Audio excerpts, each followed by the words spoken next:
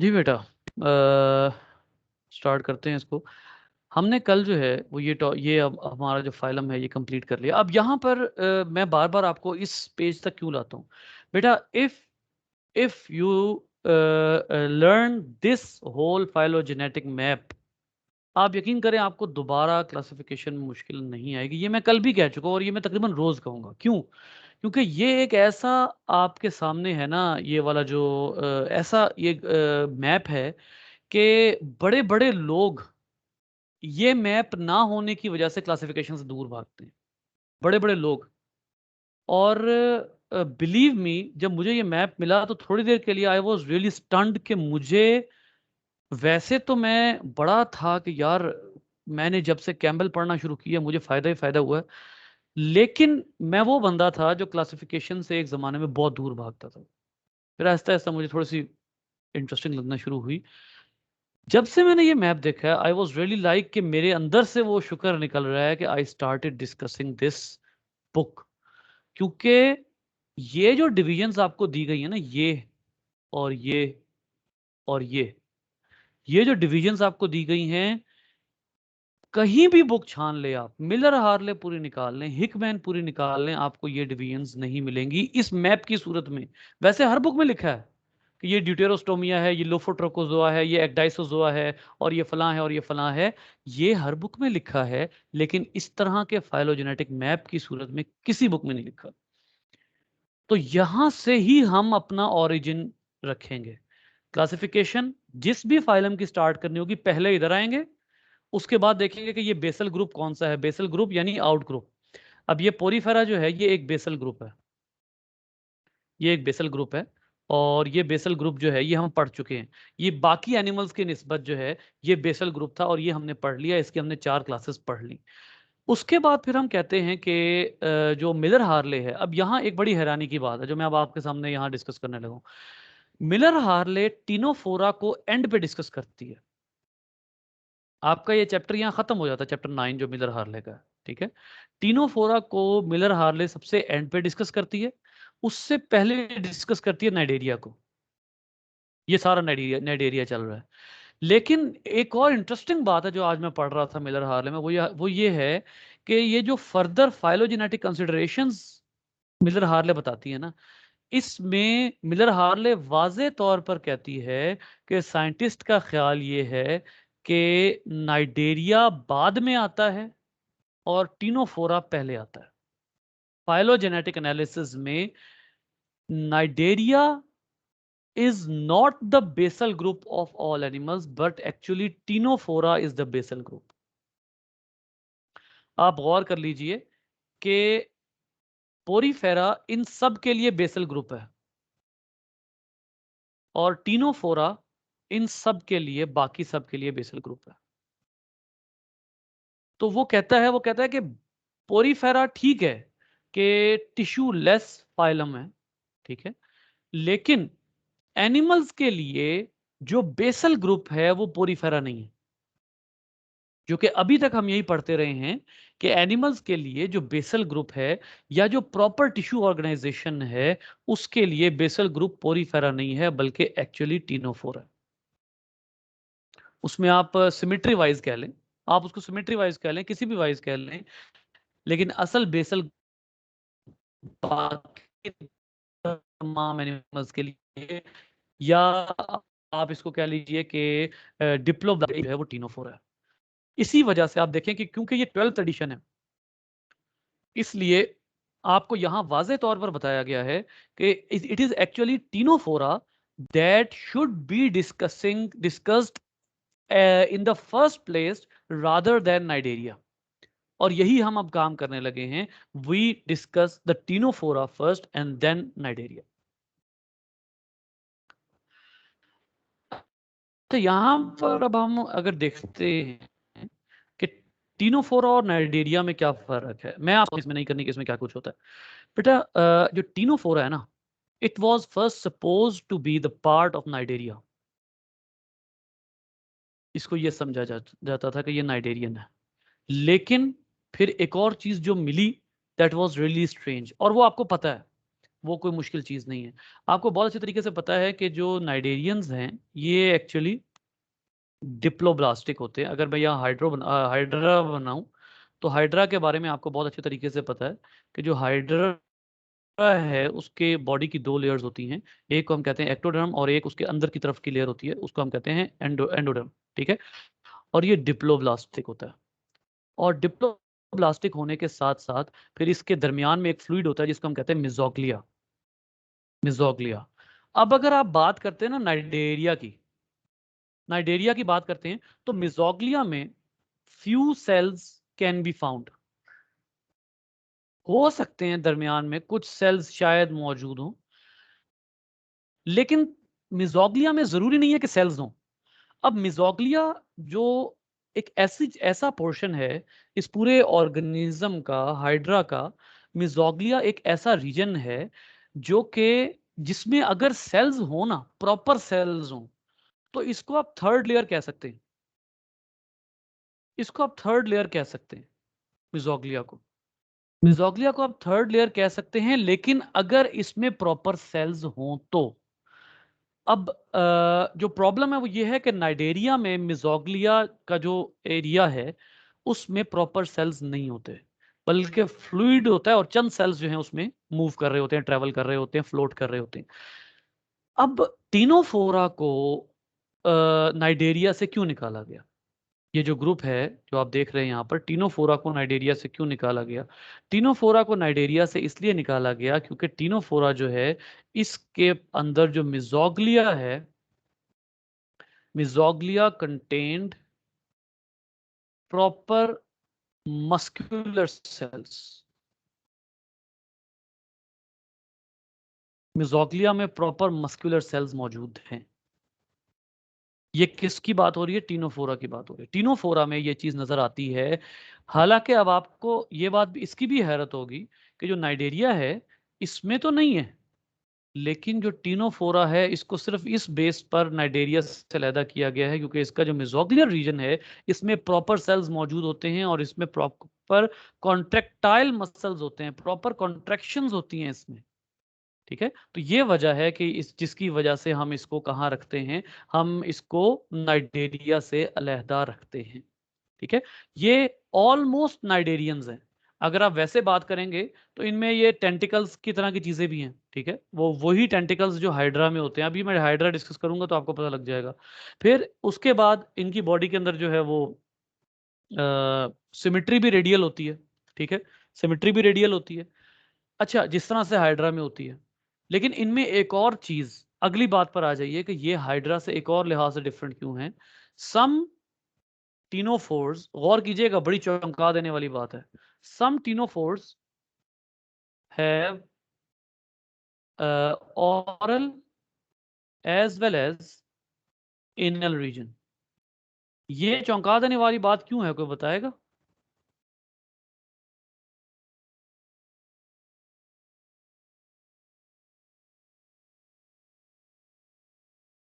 ये बात चौंका देने वाली सर क्यों है? क्योंकि नाइजीरियंस में सेक लाइक होता है जो डाइजेस्टिव शाबाश। सिस्टम है। जो नाइडेरियंस होते हैं या जो इस लेवल के ऑर्गेनिजम्स होते हैं उनमें जो डाइजेस्टिव सिस्टम होता है वो सैक लाइक होता है। सैक लाइक का मतलब ये है कि ये अगर मैंने हाइड्रा बनाया है तो इस हाइड्रा में यही माउथ है और यही एनस है, यानी यहीं से जो है वो एंट्री होगी और यहीं से एग्जिट होगा फूड का, जो कि अनडाइजेस्टेड फूड है या जो वेस्ट मटेरियल है फूड का, वो यहीं से एग्जिट होगा। जबकि यहाँ पर आपको क्या नजर आता है? ऑरल और एबोरल एंड आपको वाज़ेह तौर पर नजर आता है। जिसका मतलब ये है कि ये एक और है जिसकी वजह से हमने इनको किससे अलहदा किया है? नाइडेरियन से अलहदा किया है। अब यहाँ पर जो बहुत वाज़ेह बात आपको नजर आती है वो ये है कि जो टीनोफोर्स हैं ये बेसिकली अच्छे खासे अच्छे खासे जो हैं वो हायर ऑर्गेनिज्म लगते हैं। किस लिहाज से? कि एक तो इनमें तीन ट्रिप्लोब्लास्टिक है। ठीक है। ट्रिप्लोब्लास्टिक हो सकते हैं। ठीक है। दूसरा, इनमें जो है वो ऑरल और एबोरल एंड या एनल और ऑरल एंड दोनों है। ठीक है। तो लेकिन फिर इनको इतना पीछे क्यों रखा? फिर इनको बेसल क्यों रखा गया? लास्ट में क्यों नहीं रखा गया? इनको हमने बायलेटरल, ये बहुत इंपॉर्टेंट सवाल है जिसका जवाब मैं अभी आपको देता हूं। लेकिन उससे पहले यहां पर एक चीज और भी देखिएगा, इनकी बाई रेडियल सिमेट्री होती है। बेटा एक सिमेट्री हमने पढ़ी है रेडियल, एक हमने पढ़ी है बायलेटरल, अब ये तीसरी सिमेट्री आ गई जिसको बाय रेडियल सिमेट्री कहा गया है। अब यहां पर आप कंफ्यूज होंगे, लिहाजा इसको भी क्लियर करते हैं। सॉरी मैं वो खोलना भूल गया।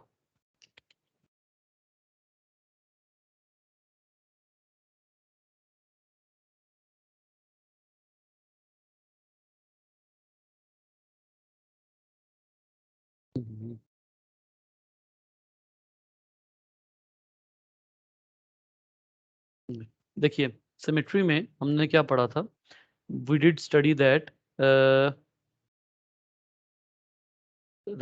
रेडियल और बायलेटरल। लेकिन रेडियल के आगे एक और टाइप है जिसको हम कहते हैं बाय रेडियल। अब बाय रेडियल और बायलेटरल में क्या फर्क है, किसी को पता है तो जरा मुझे बता दें।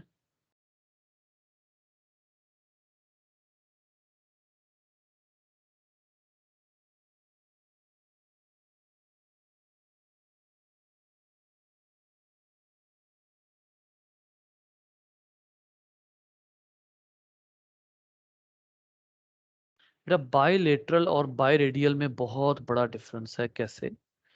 बाय रेडियल में जब आप ऑर्गेनिज्म को कट करते हैं तो मिरर इमेजेस बनते हैं। Mirror images through single plane. आप एक प्लेन से कट करेंगे तो मिरर इमेजेस बनेंगे। बायलेटरल में भी यही होता है, mirror images through single plane. तो फिर इनमें फर्क क्या हुआ? बेटा इनमें मसला ये होता है कि देर इज नो डोर्सल और वेंट्रल रीजन। इनमें डोर्सल और वेंट्रल रीजन नहीं होते, जबकि जो बायलेटरल होते हैं इनमें प्रॉपर डोर्सल और वेंट्रल रीजन्स बनते हैं। यानी आप बॉडी के अंदर इनकी बॉडी शेप ऐसी होती है कि आप एक एंड को डोर्सल एंड कह सकते हैं, दूसरे एंड को वेंट्रल एंड कह सकते हैं। बायलेटरल में, बायरेडियल में ऐसा नहीं होता। इनकी सिमेट्री इस तरह की होती है कि आप किसी भी हिस्से को डोर्सल और किसी भी हिस्से को वेंट्रल कह सकते हैं। फॉर एग्जाम्पल इस पे गौर करें। अब इसकी बॉडी है रेडियल, ठीक है, आप माउथ वाले हिस्से को कह लेंगे एंटीरियर और एनल हिस्से को कह देंगे पोस्टीरियर। ओके फाइन, मान लिया। लेकिन किस हिस्से को डोर्सल और किसको वेंट्रल कहेंगे? ऐसा नहीं हो सकता। क्यों? क्योंकि ये इस तरह की रेडियल बॉडी है कि अगर आप इसको डोर्सल कहेंगे तो ये थोड़ी देर बाद स्विम करके पिछला पोर्शन ऊपर ले आएगा। यानी डोर्सल और वेंट्रल तो तब है ना कि जब आप किसी चीज को पॉइंट आउट करके कह दें कि ये जो हिस्सा है, ये जो रुख है इस ऑर्गेनिज्म का, ये डोर्सल है, ऊपर की साइड पर आना है। वो केस बाय रेडियल में नहीं होता, बायलेटरल में होता है।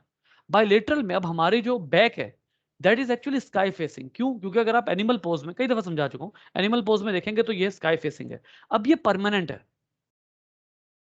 ये परमानेंट है, लिहाजा आप इसको डोर्सल पोर्शन कहते हैं। लेकिन इनकी बारी में ऐसा नहीं होता। वो इसलिए कि ये रेडियल फॉर्म होती है, तो इस वजह से आप इसको बाई रेडियल कहते हैं। देयर इज नो डोर्सल और वेंट्रल रीजन, ठीक है।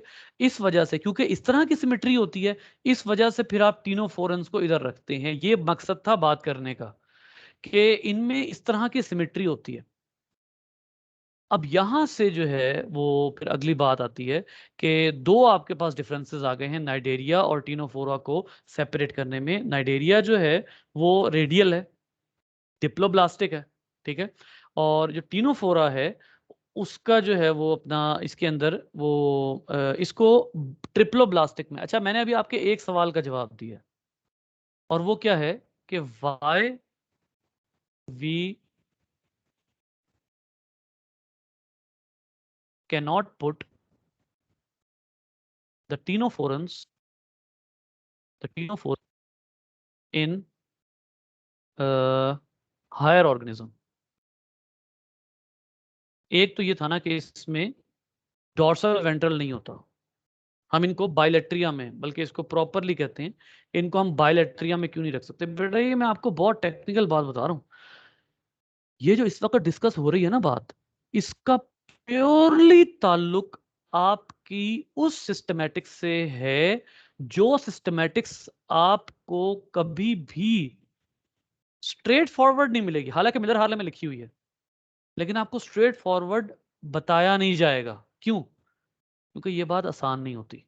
इस बात को समझने के लिए टाइम चाहिए होता है। पहली बात मैंने आपको क्या बताई कि हम इनको बायलेटरल्स में क्यों नहीं रखते। ये अभी तो ये बात डिस्कस हुई थी ना, बायलेटरल्स में क्यों नहीं रखते। क्यों? क्योंकि बायलेटरल्स जो होते हैं उनके अंदर जो है वो डॉर्सल और वेंट्रल दोनों कॉन्सेप्ट्स होते हैं, जबकि इनमें ऐसा नहीं होता। अच्छा, अगली बात पे आ जाइए। अगली बात क्या है? अगली बात ये है कि आपके जहनों में एक और सवाल, बेटा यहां तक अगर नहीं समझ आए तो मुझे बता दीजिए, क्योंकि टॉपिक टेक्निकल है। मैं दोबारा मैप खोल रहा हूं। पहले ये देखिए कि मैंने आपको समझाया क्या है कि टीनोफोरन्स इधर क्यों हैं। सबसे पहली बात मैंने आपको बताई है, जरा चले इसको ऐसे गौर कर लेते हैं। सबसे पहली बात मैंने आपको बताई है कि टीनोफोरन्स को नाइडेरिया से क्यों अलग किया गया, क्योंकि इनके पास तीसरी लेयर मौजूद है। ठीक है? अगर इनके पास तीसरी लेयर मौजूद है तो फिर इनको बायलेट्रिया में क्यों नहीं रखा गया, क्योंकि तीसरी लेयर बायलेट्रिया में भी होती है। तो फिर ये पता लगा कि बायलेट्रिया में डॉर्सल और वेंट्रल जो है वो दोनों चीजें मौजूद होती हैं, जबकि इनमें डॉर्सल और वेंट्रल नहीं है। तीसरा सवाल अब जो क्रिएट होता है, इसके बाद मैं आपको टाइम दूंगा आपका मजीद गुफ्तगू का। Why do we keep ctenophorans as basal organisms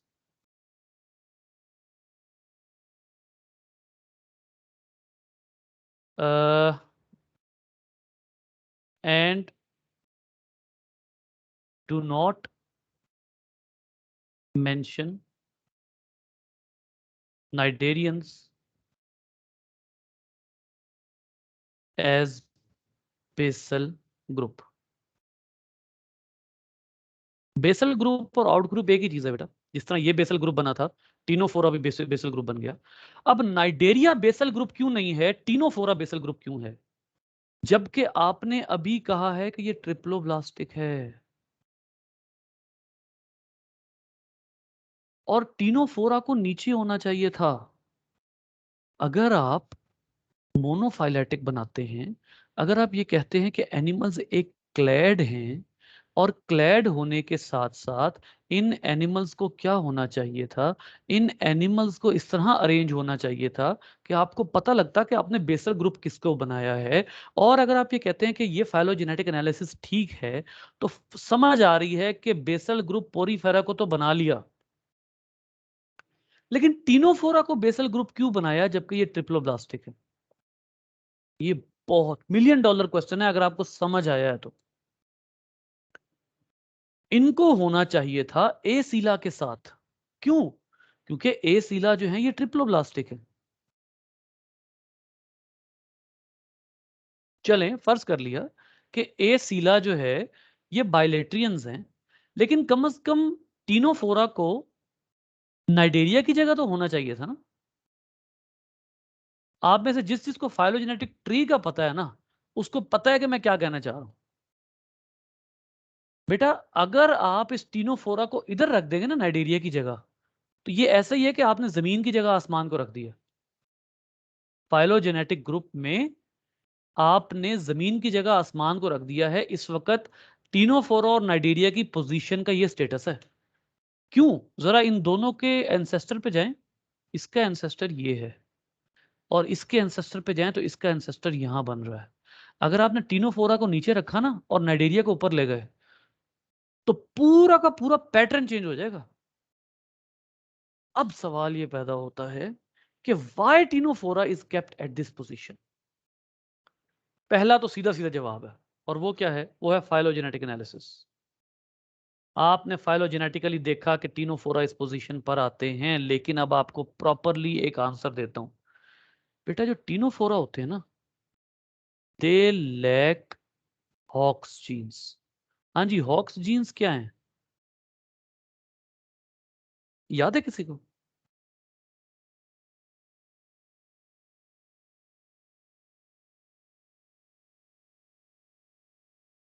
याद होना चाहिए।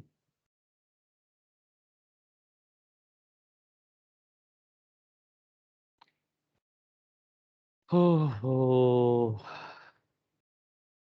ये अब एक कहानी दोबारा छेड़नी पड़ेगी जो ईद से पहले छेड़ी थी। बेटा हॉक्स जीन्स थे या होम्योटिक जीन्स थे?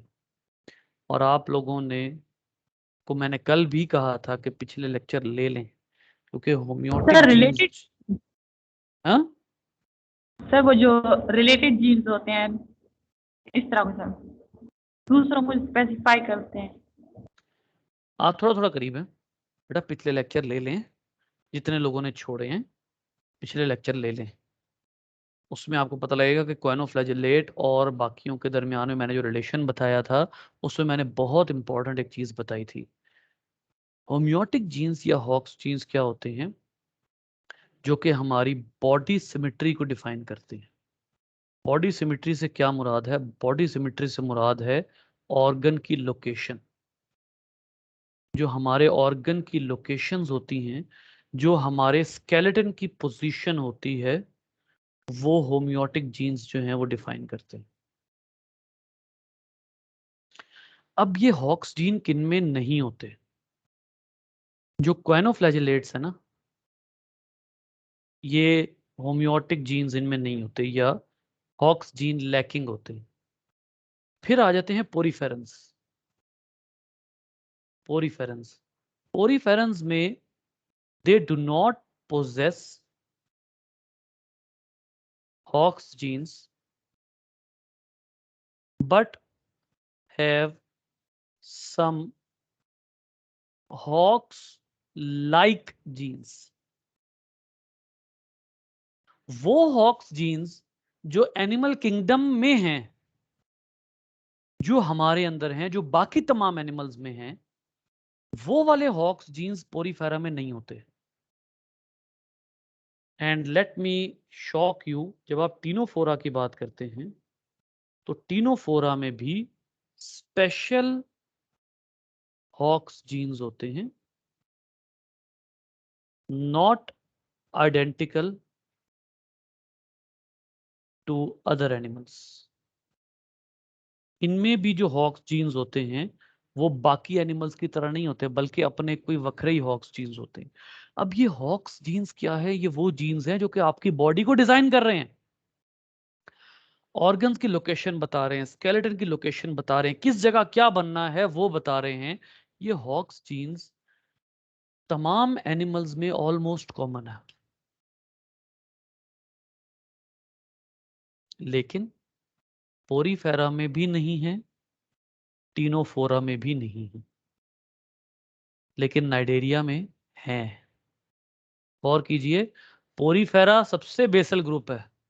फिर एक और बेसल ग्रुप ये है, किस वजह से? क्योंकि इनमें हॉक्स जीन्स एनिमल्स वाले नहीं हैं, जबकि यहां पर प्रॉपर हॉक्स जीन्स मौजूद हैं।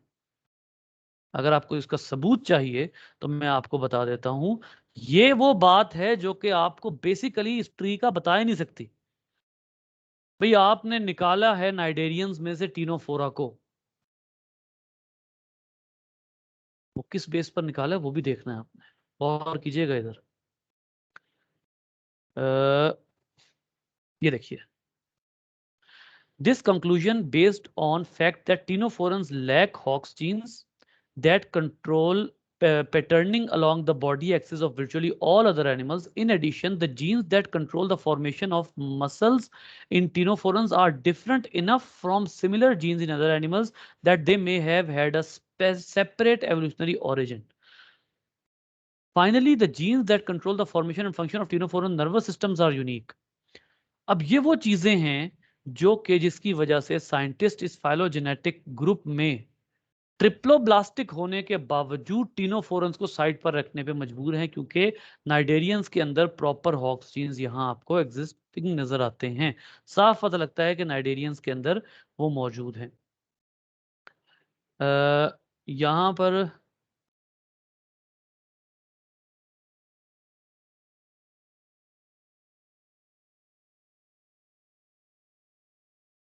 एक चीज और भी मैं आपको बताता हूं।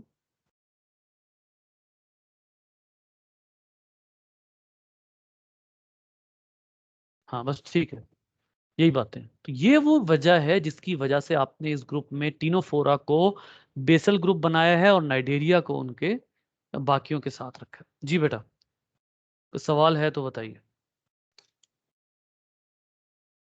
सर ये होम्योटिक जीन वही है ना जो ग्रुप ऑफ जीन्स होते हैं जो ड्रोसोफिला और उसके एंसेस्टर में लेग्स की हाँ जो जी, हाँ लोकेशन जी, होती है हाँ वो जी, हाँ डिजाइन। जी बेटा, लेग्स की लोकेशन है, नंबर ऑफ सेगमेंट्स हैं, एंटीरियर सेगमेंट किधर बनेगा, माउथ किधर बनेगा, एनस किधर बनेगी, डाइजेस्टिव सिस्टम की पोजीशन क्या होगी, मतलब सारे हार्ट, बॉडी पार्ट डिजाइन करते हैं ये। बॉडी पार्ट्स की लोकेशंस, पूरी बॉडी की सिमेट्री, ये होम्योटिक जीन्स के जरिए डिफाइन होती है। और वो होम्योटिक जीन्स उनको हॉक्स जीन्स भी कहते हैं। ठीक है, तो इस वजह से फिर आप टीनोफोरा को, ये भी वजह है कि उनको आप नाइजेरिया से सेपरेट कर देते। जी, और कोई सवाल? सही, हॉक्स जीन की वजह से तो उसको ऊपर रखा हुआ है, लेकिन जो सेल्स होते हैं इसमें तो सेल्स नहीं होते टीनोफोरा में, और उसमें सेल्स होते हैं तो इस पेज पे नहीं ऊपर नीचे रख सकते। नहीं, देखें, ये जो है इसके पीछे जो आप कह रहे हैं ना, जैसे अभी मैंने आपको बताया कि हमने इसको मिजोग्लिया में जो मसल्स हैं उसकी बेस पे अलहदा किया है। अलहदा करना और बात है, ये बिल्कुल आप ठीक कह रही हैं कि है तो ट्रिप्लोब्लास्टिक ना, बहरहाल मतलब इस लिहाज से तो हायर ऑर्गेनाइजेशन हो गई ना इसकी, कि इसकी जो है ये ट्रिप्लोब्लास्टिक है, बायरेडियल सिमेट्री है, जबकि नाइजेरिया में ज्यादातर रेडियल सिमेट्री होती है। लेकिन प्रॉब्लम ये है कि जो आपने फाइलॉजेनी जनरेट करनी होती है ना, उसमें आपने एंसेस्ट्रल रिलेशनशिप देखना होता है। ठीक है, जब आप यहां पर आते हैं ना, इस जगह के ऊपर आते हैं, तो आपको पता ये लगता है कि यहां पर अभी हॉक्स जीन डेवलप नहीं हुआ, जबकि ये वो जगह है जहां पर आकर हॉक्स जीन जो है वो अपनी एक ऐसी सूरत इख्तियार कर रहा है कि अब वो इन सब में कॉमन है। अब जितने हॉक्स जीन्स हैं, देखें, हॉक्स जीन जो है फॉर एग्जांपल नाइजेरिया में 2 हैं, इनमें 8 होंगे, इनमें 15 होंगे, इनमें 20 होंगे, ह्यूमन तक आते आते शायद वो 100 हो जाए। लेकिन इन हॉक्स जीन का ओरिजिन सेम है, जबकि यहां पर जो हॉक्स जीन्स आते हैं ये इनमें, यहां हॉक्स जीन नहीं है। नाइजेरिया में जो है वो और बाकियों में, इनमें हॉक्स जीन का ओरिजिन सेम है, यहां हॉक्स लाइक जीन्स हैं, और इनके हॉक्स जीन्स का और बाकी तमाम ऑर्गेनिज्म के हॉक्स जीन जो है, इनका वो ओरिजिन डिफरेंट है। ठीक है, इन तमाम में हॉक्स का ओरिजिन सेम है, तीनों फोरा में हॉक्स का ओरिजिन डिफरेंट है। ठीक है, इस लिहाज से पता क्या कहते हैं इसको, इस लिहाज से हॉक्स जीन को कहते हैं कि ये सिनेपोमॉर्फिक कैरेक्टर है। सिनेपोमॉर्फिक कैरेक्टर क्या होता है?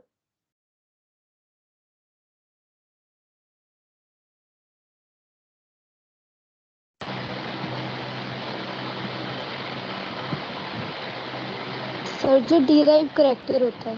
डिराइव्ड कैरेक्टर होता है। ठीक है, इस लिहाज से तो ये हॉक्स जीन जो है ये इन ऑर्गेनिजम्स के लिए सिनेपोमॉर्फिक है। यहां पर ये जो बेसल ग्रुप है टीनोफोरा का, इसके हॉक्स का ओरिजिन डिफरेंट है, तो फाइलोजेनेटिक एनालिसिस इस वजह से टीनोफोरा को जो है वो बेसल ग्रुप बना के नाइजेरिया को बाकियों के साथ शामिल करता है।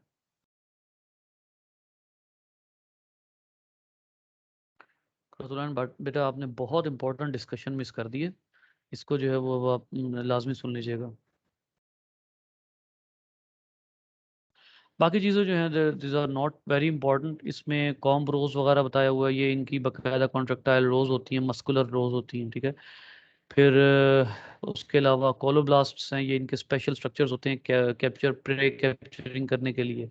यहाँ पर अब आपकी जिम्मेदारी बनती है, ये बात हमारी कल भी डिस्कस हुई थी और ये बात मैं आज दोबारा डिस्कस कर रहा हूँ कि मैंने जितना भी कुछ करना है ना, जितना भी आपको पढ़ाना है, मेरा मेन फोकस इस पूरे टेबल को और आपको क्लासिफिकेशन सिखाना है। ठीक है, मैं यहाँ पर आपको वो यूनिक चीज़ें ज़रूर पढ़ाऊंगा कि जिनके बारे में हमें समझने में मुश्किल होती है। जैसे कुछ बच्चों को बाज़ औक़ात सेगमेंटेशन का नहीं पता होता, मेटामेरिक सेगमेंटेशन का नहीं पता होता, ये तमाम चीज़ें ये मैं आपको सिखाऊंगा। लेकिन उसके अलावा जो कैरेक्टरिस्टिक्स हैं वो इंशाल्लाह वो आप लोग खुद रीडिंग करेंगे। मैं आपको क्लासिफिकेशन करना सिखाऊंगा, क्लासिफिकेशन में डिफरेंट कैरेक्टर्स की स्पेस के ऊपर डिफरेंट क्लासेस बनी हुई हैं। ठीक है, तो वो साथ साथ जिस तरह अभी डिस्कशन हुई है ना, ये डिस्कशन आपको मिजर हाले में भी नहीं मिलनी, कैम्बेल में भी नहीं मिलनी, क्योंकि ये दोनों बुक्स का एक मलगूबा है। ठीक है, दोनों को मिला के मैंने जो है वो एक डिस्कशन की है कि उसको आप वहां क्यों रख रहे हैं और इसको आप वहां क्यों रख रहे हैं। तो ये डिस्कशन और ये डिफरेंसेस जो हैं ये हम सीखेंगे एक्चुअली, जिसकी बेस के ऊपर फिर आप जब क्लासिफिकेशन शुरू करेंगे तो आपको अंदाजा होगा क्लासिफिकेशन करते कैसे। नहीं जी, क्लासिफिकेशन में जब आप फाइलम नाइडेरिया में आएंगे, क्योंकि अब हम फाइलम नाइडेरिया में आ रहे हैं, ये वो ऑर्गेनिजम्स हैं विच आर टिपिकली डिप्लोब्लास्ट्स, ठीक है। और उसके अलावा हम क्या कहते हैं कि ये वो ऑर्गेनिजम्स होते हैं जिनका जो है वो, जिनके अंदर रेडियल सिमेट्री भी होती है और बायरेडियल भी होती है। इनमें भी बायरेडियल होती है बहरहाल, कुछ इनमें ऐसे हैं जिनमें बायरेडियल एग्जिस्ट करती है, यानी बॉडी में मिरर इमेजेस के लिए एक ही एक्सिस हो, बॉडी का एंटीरियर एंड भी हो पोस्टीरियर एंड भी हो, लेकिन डोर्सल वेंट्रल ना हो, तो ऐसी बॉडी को आप बायरेडियल कहते हैं, ठीक है। तो इनमें भी बायरेडियल सिमेट्री एग्जिस्ट करती है। अब सवाल ये पैदा होता है कि इतनी क्लासेस आपके सामने हैं और इनमें से हर एक की डिफरेंट एग्जांपल्स आपके सामने गिवन है, तो आप कहते हैं कि जी ये किस बेस के ऊपर क्लासिफिकेशन की गई है, उस हवाले से मैं आपको थोड़ा सा बता देता हूँ कि जो अगर आप इनको ऑर्गेनिज्म को डिफाइन करते हैं, अगर आप इन ऑर्गेनिजम्स को डिस्क्राइब करते हैं, तो सबसे पहले मैं क्लास हाइड्रोजोआ का एक ऑर्गेनिज्म आपके सामने बना देता हूँ। बेटा ये जो आपकी पहली क्लास है, इसकी फाइलम नाइडेरिया की पहली क्लास है क्लास हाइड्रोजोआ। अब ये जो क्लास हाइड्रोजोआ है, ये बेसिकली इसमें जो मेन रिप्रेजेंटेटिव एनिमल है that is hydra, and it is always microscopic, ठीक है। और ये जो है वो फ्रेश वाटर भी है और मैरीन भी है, और आपको बहुत अच्छे तरीके से पता है कि इसकी ये डिप्लोब्लास्टिक होता है। लेकिन जो गौर तलब बात है वो ये है कि ये इसकी इसकी हम कहते हैं एक्टोडर्म या एपिथेलियल लेयर, एपिथेलियल लेयर। और एपिथेलियल के साथ साथ इसको एक और नाम भी दिया था, वो आपको अच्छी तरीके से पता है कि जहाँ एपिथेलियल होता है वहाँ कभी कभी हम एपिडर्मिस का वर्ड भी यूज कर सकते हैं। और जो अंदर की लेयर है जिसको हम गैस एंडोडर्म कहते हैं, इसको एक्चुअली कहा जाता है गैस्ट्रोडर्मिस, इसको गैस्ट्रोडर्मिस भी कहा जाता है। अब ये जो ऑर्गेनिज्म होते हैं एपिथेलियल और गैस्ट्रोडर्मिस जिनमें ये लेयर होती है, अब इनके फंक्शन के लिहाज से हम कहते हैं कि जो एपिथेलियल और गैस्ट्रोडर्मिस है इनके डिफरेंट फंक्शंस होते हैं, जिनकी बेस पर इन ऑर्गेनिजम्स को हम डिफरेंशिएट करते हैं। जैसे फॉर एग्जांपल आप कहते हैं जी कि गैमीट्स जो हैं, इनमें ये जो ऑर्गेनिजम्स होते हैं नाइडेरियन ऑर्गेनिजम्स, इनमें जो गैमीट्स होते हैं वो बकायदा इन दोनों लेयर्स में बन सकते हैं। एपिथेलियल लेयर में भी गैमीट्स बन सकते हैं, गैस्ट्रोडर्मल लेयर में भी गैमीट्स बन सकते हैं। तो एक तो ये बुनियाद है कि क्लास हाइड्रोजोआ को अगर आप देखें तो क्लास हाइड्रोजोआ में वो क्या लिखता है, gametes are produced epidermally and always release to the outside. जबकि यहां पर अब अगर आप देखेंगे तो इधर देख लीजिए, gametes are produced in gastrodermal layer and release into gastrovascular cavity. अब देखिए गैस्ट्रोडर्मल लेयर कौन सी है, अंदर वाली, ये गैस्ट्रोडर्मल लेयर है। तो जो दूसरी क्लास है स्काइफोजोआ, उसमें जो गैमीट्स हैं वो गैस्ट्रोडर्मल लेयर से बन रहे हैं, जबकि जो हाइड्रोजोआ है उसमें जो गैमीट्स हैं वो एक्टोडर्मल लेयर से बन रहे हैं या एपिडर्मल लेयर से बन रहे हैं, ठीक है। फिर उसके बाद एक और बेस है जिसकी बेस के ऊपर इनको डिफरेंशिएट किया था। तो हमने एक तो क्लासिफिकेशन की बेस बनाई गैमीट फॉर्मेशन, गैमीट फॉर्मेशन। तो गैमीट फॉर्मेशन की बेस पे आप 6 क्लासेस तो नहीं बना सकते, 1 2 3 4 5 क्लासेस, जाहिर है या एपिथेलियल से बनेगी या गैस्ट्रोडर्मिस से बनेगी। तो कोई और कैरेक्टर भी आपको लाना पड़ेगा जिसकी बेस पे आप इनको क्लासिफाई करें, वो है tentacles, number of tentacles, size of tentacles. गौर कीजिएगा, स्टोरोजोआ में, स्टोरोजोआ में 8 टेंटिकल्स होते हैं और एडहेसिव डिस्क वगैरह होती है, बेंथिक होते हैं ये, ठीक है। इनमें 8 टेंटिकल्स है। अब अगर आप इधर इधर कहें कि इधर टेंटिकल्स का उसने उस तरह से जिक्र ही नहीं किया, इन ऑरिजिन रिलीज में कहें, यहां देखिएगा कि gametes gastrodermal in origin, medusa colloidal shape with tentacles that hung from each corner of the bell. इनमें बेल होती है और बेल के हर कॉर्नर से मल्टीपल टेंटिकल्स निकल रहे होते हैं। इनमें 8 का नंबर मखसूस नहीं है, ठीक है, मल्टीपल टेंटिकल्स होते हैं। फिर उसके बाद आ जाइए एंथोजोआ। अब एंथोजोआ जो होता है उसमें आप देख लेते हैं तो एंथोजोआ में गैमीट्स गैस्ट्रोडर्मल है, ठीक है। और यहाँ पर जो है वो इंटरनल बायरेडियल और बायलेटरल सिमेट्री, मिजोग्लिया, इनमें टेंटिकल्स का जिक्र नहीं है, लेकिन इनमें एक और चीज का जिक्र है, वो हम साथ साथ पढ़ेंगे, और वो है शेप्स। अभी मैंने आपको क्राइटेरिया बताया। पहला क्राइटेरिया क्या था? Gamete formation. दूसरा क्राइटेरिया था टेंटिकल्स। तीसरा क्राइटेरिया है बॉडी शेप्स। अब आपको यहां पर एक और बात मैं बताता हूं। बेटा ये जो फाइलम नाइडेरिया के ऑर्गेनिज्म होते हैं ना, ये दो शेप्स में एग्जिस्ट कर सकते हैं। एक शेप होती है जिसको आप कहते हैं ये एक वेज लाइक शेप होती है, और ये वेज लाइक जो शेप होती है इसको आप कहते हैं पोलिप। इसको आप पोलिप कहते हैं। और दूसरी जो शेप होती है वो जेलीफिश लाइक होती है, और इसको आप कहते हैं मेड्यूसा।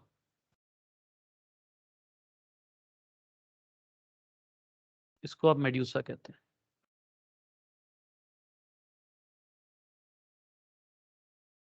ये मेड्यूसा शेप है।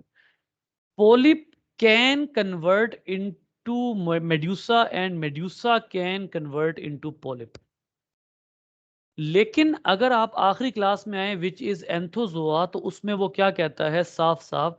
उसमें वो कहता है कि जो मेड्यूसा है वो एब्सेंट होता है। यानी ये वो ऑर्गेनिज्म है which only exist as polyp. ये सिर्फ पोलिप के तौर पर होते हैं। लेकिन सिर्फ यही क्राइटेरिया नहीं है एंथोजोआ का, एक और क्राइटेरिया भी है, और वो क्या है वो मैं अब आपको बताता हूं। उसके लिए हमें इन ऑर्गेनिजम्स के कैरेक्टरिस्टिक्स पढ़ने पड़ेंगे। ये जो कैरेक्टरिस्टिक्स हैं फाइलम नाइडेरिया के, अगर आप फाइलम नाइडेरिया के कैरेक्टरिस्टिक्स पढ़ते हैं तो इन ऑर्गेनिजम्स का नेम एक बड़े पर्टिकुलर चीज पर रखा गया है, एंड दैट इज नाइडोसाइट्स। नाइडोसाइट्स असल में कुछ बड़े पर्टिकुलर सेल्स होते हैं जिनके डिफरेंट पर्पसेस होते हैं। इन तमाम नाइडोसाइट्स के बड़े डिफरेंट पर्पसेस होते हैं, लेकिन हम अपनी छोटी क्लासेस में इन सेल्स को जानते हैं स्टिंगिंग सेल्स के हवाले से। यानी हमें छोटी क्लासेस में ये बताया गया कि ये जो फाइलम है इसके अंदर कुछ पर्टिकुलर सेल्स होते हैं जो कि स्टिंग करते हैं। लेकिन याद रखिए कि ये जो नाइडोसाइट्स हैं ये सिर्फ स्टिंग नहीं करते, इनके और भी बड़े पर्पसेस होते हैं, वो अभी हम थोड़ी देर में डिस्कस करेंगे। लेकिन इन स्पेशल सेल्स की वजह से इस पूरे फाइलम को क्या नाम दिया गया है? नाइडेरिया का नाम दिया गया। एक और चीज अब आप यहां पर गौर करें कि वो क्या कहता है। वो कहता है इनमें नाइडोसेल्स एब्सेंट होते हैं। नाइडोसेल क्या चीज है ये भी आपको बताता हूँ। नाइडोसेल जो है ये भी आपको मैं अभी आपको बताऊंगा कि नाइडोसेल क्या चीज होती है। तो सबसे पहले तो हम देख लेते हैं नाइडोसाइट क्या होता है। नाइडोसाइट क्या होता है बेटा? अगर आप यहाँ पर एक हाइड्रा ड्रॉ करें और आप देखें कि ये नाइडोसाइट क्या है, तो उसके लिए आपको एक टेंटिकल बनाना पड़ता है। And when you magnify the tentacle you come to know that there is a particular type of cell on every tentacle। ये सेल जो है ये इस शेप का होता है, ये इसका न्यूक्लियस होता है, और हर सेल के अंदर एक बड़ा ही पर्टिकुलर किस्म का कैप्सूल होता है। ये ऐसे एक कैप्सूल बना हुआ होता है, और इस कैप्सूल के ऊपर एक बकायदा जो है वो एक कवरिंग होती है। इस कैप्सूल को क्या कहते हैं? ये जो सेल था इसको हम कहते हैं नाइडोसाइट। ये जो सेल मैंने बनाया है इस पूरे सेल को आप नाम देते हैं नाइडोसाइट का। और इसके अंदर ये जो स्ट्रक्चर होता है इसको नाइडा कहते हैं। ठीक है, इसको नाइडा कहते हैं। और ये नाइडा जो होता है, ये नाइडा ये फ्लूइड फील्ड होता है इसका। ये देखिए ये पूरा जो स्ट्रक्चर है यहां से लेकर यहां तक, दिस इज अ नाइडा। ठीक है, और उसके ये जो नाइडा होते हैं इनके ये पर्पस बेस्ड होते हैं। पर्पस बेस्ड से मुराद ये है कि आपने भी क्या कहा, पहला पर्पस आपने पढ़ा इनका स्टिंगिंग। लेकिन इनका पर्पस सिर्फ स्टिंगिंग नहीं होता, बल्कि सम टाइम इनका पर्पस लोकोमोशन, सॉरी इनका पर्पस लोकोमोशन नहीं होता। सम टाइम इनका पर्पस होता है ग्रैबिंग द प्रे। सिर्फ टेंटिकल नहीं, सिर्फ स्टिंगिंग नहीं, बल्कि ग्रैबिंग भी होता है। इनका पर्पस जो है वो अटैचमेंट भी होता है। सम टाइम ये सॉइल से अटैच होने के लिए, किसी सबस्ट्रेट से अटैच होने के लिए ये जो नाइडोसाइट है ये इसका काम भी करते हैं। ठीक है, ये पर्पस बेस्ड होते हैं। ऐसा बिल्कुल नहीं होता कि ये हमेशा स्टिंग करते हैं। और एक बात याद ये भी बता दूं आपको कि जो नाइडोसाइट स्टिंग करते हैं उनको हम कहते हैं निमेटोसिस्ट्स। निमेटोसिस्ट्स या निमेटोसाइट्स, ये देखिए वो वाज़े तौर पर यहां लिख रहा है कि zoologists have described 30 kind of nida. Nida मतलब नाइडोसाइट्स। 30 kind of nida. Nematocysts are a type of nida used in food gathering and defense that may discharge a long tube armed with spines that penetrate the prey. तो इसका मतलब ये है कि ये जो आपके पास नाइडा बने हुए हैं इनके टेंटिकल्स के ऊपर ये जो नाइडोसाइट्स हैं, ये नाइडोसाइट्स ये पर्पस बेस्ड होते हैं, एक ही टाइप के नहीं होते बल्कि 30 डिफरेंट टाइप्स के होते हैं। लेकिन यहां पर जो आपके सामने डिस्कस किया गया वो निमेटोसिस्ट है, यानी इसका काम है स्टिंग करना। इसका काम स्टिंग करना है और इसके अंदर जो है वो एक वो होती है, ट्यूब होती है एक। मैं आपको जरा थोड़ा सा इसको फोकस करके दिखा देता हूँ। ये देखिए, ये इनके अंदर एक ट्यूब है, ये वाली पूरी ये जो कॉइल हुई है, और ये ट्यूब जो है ये एकदम डिस्चार्ज होती है। यहां पर इसका पूरा लिड होता है जिसको आप ओपरक्यूलम कहते हैं, लिड होता है। और ये लिड जो है ये यहां से ऊपर को उठ सकता है, जैसे बिल्कुल ऐसे जैसे आप किसी जो है वो दवाई का ढक्कन खोलते हैं या कुछ भी ऐसा ढक्कन खोलते हैं तो लिड ऊपर को उठता है, बिल्कुल ऐसे ये लिड ऊपर को उठता है और इसके अंदर से प्रेशर से ये जो है ये बाहर आता है। ये अंदर जो भी स्ट्रक्चर है ये बाहर आता है। और गौर कीजिए, ये इसका ओपरक्यूलम है, ये वो है जिसने खुलना है। ये अभी तक क्या था, कवर्ड था, इसने कवर किया हुआ था इसको। ठीक है, इसने कवर किया हुआ था और जैसे ही स्टिमुलस मिलेगा तो ये फौरी तौर पे ऊपर को उठ जाएगा, ओपरक्यूलम। स्टिमुलस कहां से रिसीव होता है? स्टिमुलस रिसीव होता है नाइडोसिल के जरिए। नाइडोसिल जो है वो इनका स्टिमुलस रिसीवर होता है। ये इसका मतलब है ये सेंसरी ऑर्गन के तौर पर परफॉर्म कर रहा होता है।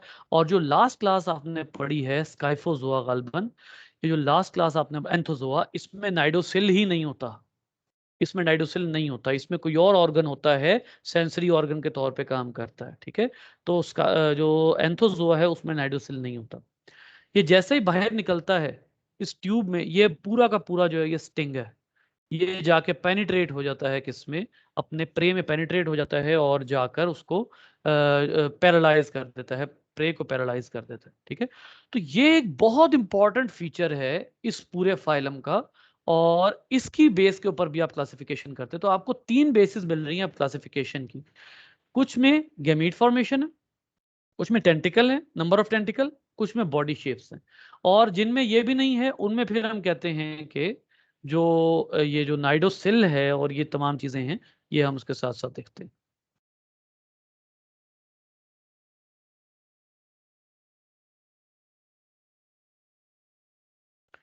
जी बेटा, ये टेंटिकल्स और निमेटोसिस समझ आए। नाइडा नाइडा और नाइडा असल में उस कैप्सूल को कहते हैं। ठीक है, अभी जो हमने पढ़ा था वो क्या था? अ, एक एक था नाइडोसाइट।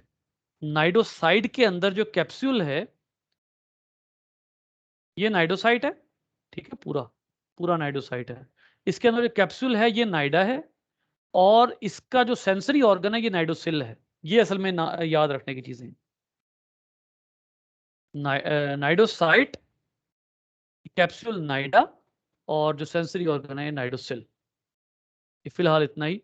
कल इंशाल्लाह कुछ और कैरेक्टर्स बता के फिर क्लासिफिकेशन कंप्लीट करेंगे। जी बेटा।